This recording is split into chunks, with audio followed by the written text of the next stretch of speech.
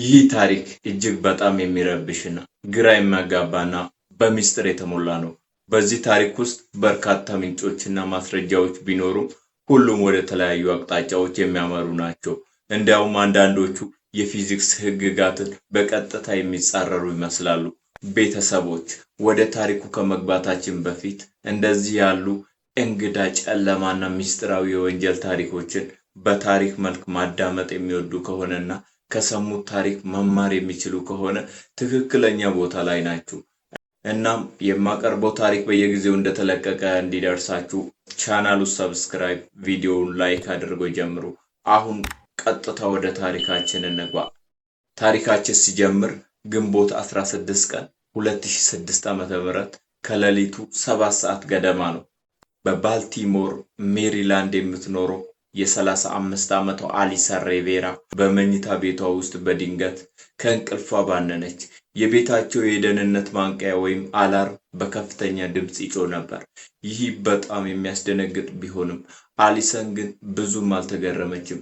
ምክንያቱም ከትናንት በስቲያ በዚሁ ሰዓት ማንቂያው ወይም አላርሙ ደውሎ ነበረ። በጨለማው ውስጥ ባለቤቷ ሬይ የቤዝቦል መምቻውን ወይም ባት ይዞ ሲነሳ አየችው። ሬይ በፍጥነት ወደ ታችኛው ፎቅ ወረደ። አሊሰንም ተከተለችው። መብራት አብርተው ሲመለከቱ ግን በቤቱ ውስጥ ማንም አልነበረም። በሮቹ ሁሉ ዝግ ነበሩ። ነገር ግን አንዱ መስኮት በትንሹ ተከፍቶ ነበረ። ፖሊሶች ከዚህ ቀደም ሲመረምሩት የነበረው ያው መስኮት ነበረ።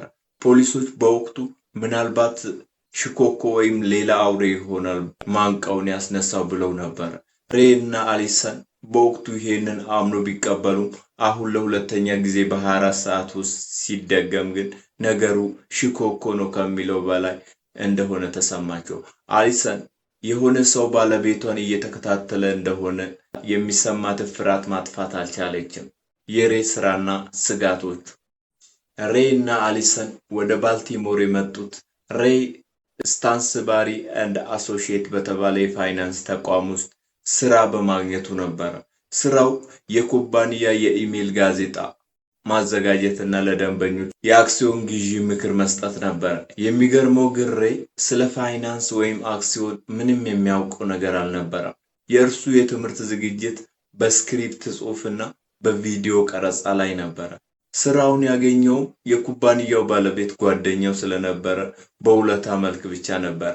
ሬይ የሚሰጣቸው አንዳንድ ምክሮች መጥፎ ስለነበሩ ብዙ ሰዎች በሱ ምክንያት ገንዘብ ከስሮ እንደሚችል አሊሰን ትጠረጥር ነበር። ምናልባትም የተበሳጨ ደንበኛ ቤታቸውን አግኝቶ ሊሆን ይችላል ብላ ታስብ ነበር። በማግስቱ ጠዋት አሊሰን ለስራ ጉዳይ ወደ ቨርጂኒያ ለመሄድ ተነሳች። ሬይ ቁርስ አዘጋጅቶላት ሻንጣዋን እስከ መኪናዋ ድረስ አደረሰላት። እነርሱም ተሰነባብቶ ተለያዩ። አሊሰን ቨርጂኒያ ከደረሰች በኋላ አመሻሽ ላይ ሬይን ለማግኘት ደወለች። ነገር ግን ሬይ ስልኩን አይመልስም ነበር። አሊሰን በዚህን ጊዜ ግራ ተጋባች። በወቅቱ ከነሱ ጋር ትኖር የነበረችውን ክላውዲያን ደወለችላት። ክላውዲያ የነገረቻት ነገር በጣም የሚያስደነግጥ ነበር። ክላውዲያ እንደተናገረችው ከምሽቱ 11 እና 12 ሰዓት ባለው ጊዜ ውስጥ ሬይ ኮምፒውተሩ ላይ እየሰራ ነበር። በድንገት ስልኩ ጠራ። ሬይም ስልኩን አንስቶ ለጥቂት ሰከንዶች ካዳመጠ በኋላ አረ ጉድ ብሎ ጮኸ። ከዛም በከፍተኛ ፍጥነት ከቤት ወጥቶ መኪናውን አስነስቶ እንደበረረ ነገረቻት። ከዛ በኋላ አልተመለሰም። ፍለጋውና እንግዳ ማስታወሻ። ከዛም አሊሰን ወዲያውኑ ወደ ባልቲሞር ተመለሰች። ፖሊሶች መጀመሪያ ለጉዳዩም ብዙም ትኩረት አልሰጡትም ነበር። ነገር ግን የሬይ ጓደኞችና ቤተሰቦች ከተማዋን በሙሉ ማሰስ ጀመሩ። አሊሰን በሬይ የሥራ ክፍል ውስጥ ስትፈልግ ከኮምፒውተሩ ጀርባ በፕላስቲክ ተጠቅልሎ በፕላስተር የተለጠፈ አንድ ትንሽ ወረቀት አገኘች። ወረቀቱ ላይ የተጻፈው ጽሑፍ ለወንድሞቼና ለእህቶቼ ተብሎ የሚጀምር ጽሑፍ፣ ይዘቱ ግን ምንም ትርጉም የማይሰጥ ነበር። ዘ ካውንስል ስለሚባል ምስጢራዊ ማህበር፣ ስለ ምስጢሮች እና ስለ ጨዋታዎች ያወራል። እንዲሁም እንደ ዋይፋይ እና ብሉቱዝ ያሉ ቴክኖሎጂዎች፣ የፊልም ስሞች እና የዝነኛ ሰዎች ስም ዝርዝር ነበረው። ፖሊሶች ይህንን ወረቀት ለኤፍቢአይ ቢሰጡ ኤፍቢአይ ሬይ የአእምሮ ህመም ወይም ሳይኮቲክ ኤፒሶድ አጋጥሞት ሊሆን ይችላል የሚል መደምደማ ሰጡ። የሬይ አስክሬን መገኘት። ሬይ ከጠፋ ከ8 ቀናት በኋላ በባልቲሞር ከተማ የሚገኝ ቤልቬዴሬ በተባለ ታሪካዊ ህንፃ ጣራ ላይ ፍለጋ ሲካሄድ አንዲት ቀዳዳ ታየች።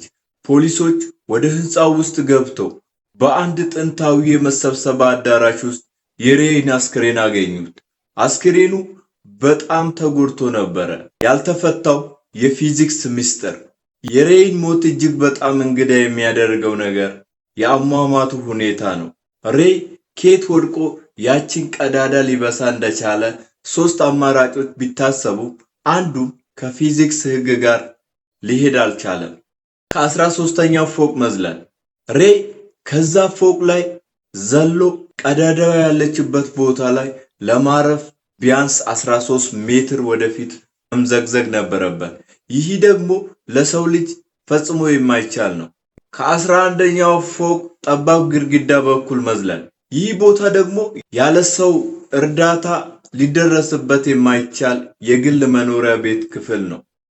ከመኪና ማቆሚያ ወይም ፓርኪንግ ጋራጅ መዝለል። የመኪና ማቆሚያ ለቀዳዳዋ በጣም ቅርብ ቢሆንም ቁመቱ ግን 6 ሜትር ብቻ ነው።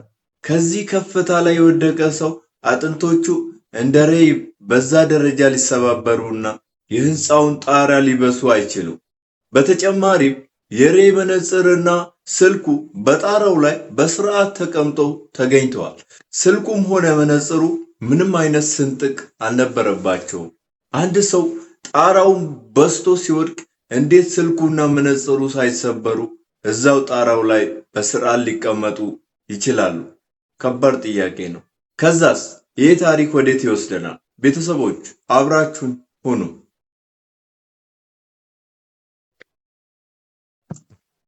ፖሊሶች ጉዳዩን ራስ ማጥፋት ብለው ሊዘጉት ቢሞክሩም አሊሰን ግን በፍጹም አልተቀበለችም። ሬይ ከመውጣቱ በፊት የተደወለለት ስልክ የመጣው ከሚሰራበት መስሪያ ቤት ከስታንስባሪ ኤንድ አሶሲዬሽን ኩባንያ መሆኑ ተረጋግጧል። ነገር ግን ኩባንያው ወዲያውኑ ጠበቃ ቀጥሮ ሰራተኞች ለማንም ቃል እንዳይሰጡ አገደ። ሬይ በዛ ምሽት ምን ሰምቶ ነው አረጉድ ብሎ የሮጠው የሚለውን ጥያቄ ጠየቀች። ያንን ስልክ የደወለው ሰው ማን ነው? ሬይ እንዴት በዛች ጠባብ ቀዳዳ ውስጥ ሊያልፍ ቻለ? እነዛ ጥያቄዎች እስከ ዛሬ ድረስ መልስ ሳያገኙ ቀርተዋል። ስለተከታተላችሁ እናመሰግናለን። በዚህ ታሪክ ላይ ያላችሁን አስተያየት በኮሜንት መስጫ ሳጥን ላይ አስፍሩት። እስከሚቀጥለው ጊዜ ድረስ ደህና ሁኑ።